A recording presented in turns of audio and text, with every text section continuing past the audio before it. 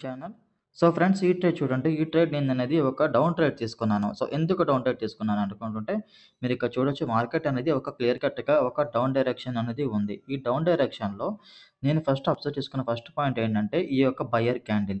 So, ఈ buyer candle అనేది compared to ఈ బయర్ క్యాండిల్‌తో పోలిస్తే ఈ బయర్ క్యాండిల్ అనేది చాలా స్ట్రాంగ్‌గా ఉంది.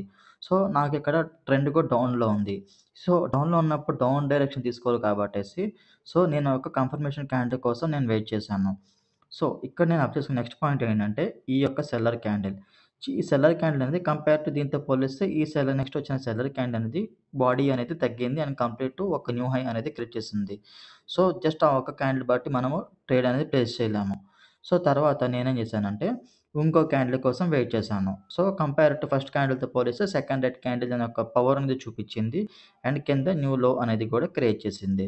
సో, ఒకవేళ నిజంగా బయర్స్ అనేవాళ్ళు స్ట్రాంగ్‌గా ఉండేవాళ్ళైతే గనక, నాకు అట్‌లీస్ట్ ఈ క్యాండిల్‌లో కాకపోయినా ఈ క్యాండిల్ అన్నా బయర్స్ అనేవాళ్ళు రావాలి. బట్ ఆళ్ళు రాకుండా నెక్స్ట్ కూడా నాకు సెల్లర్స్ వచ్చి విత్ న్యూ లో క్రియేట్ చేశారు. అండ్ దట్ బాడీ అనేది స్ట్రాంగ్‌గా వచ్చింది.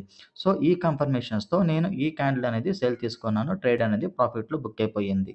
సో, ఇలా ఏంటంటే ముందున్న క్యాండిల్ మనకి ఏం చెప్తుంది అనేది మనం అబ్జర్వ్ చేసుకొని మనం ట్రేడ్ చేస్తే గనక సో, మనం క్యాండిల్ అనాలిసిస్‌లో విన్ అవ్వచ్చు. సో, మీరు కూడా ఇలా క్యాండిల్ అనాలిసిస్ నేర్చుకోవాలనుకుంటే గనక నాకు టెలిగ్రామ్‌లో మెసేజ్ చేయండి. ఇలాంటి మరిన్ని ప్రైస్ యాక్షన్ టెక్నిక్స్ కోసం నా ఛానెల్ సబ్స్క్రైబ్ చేసుకోండి. Thank you.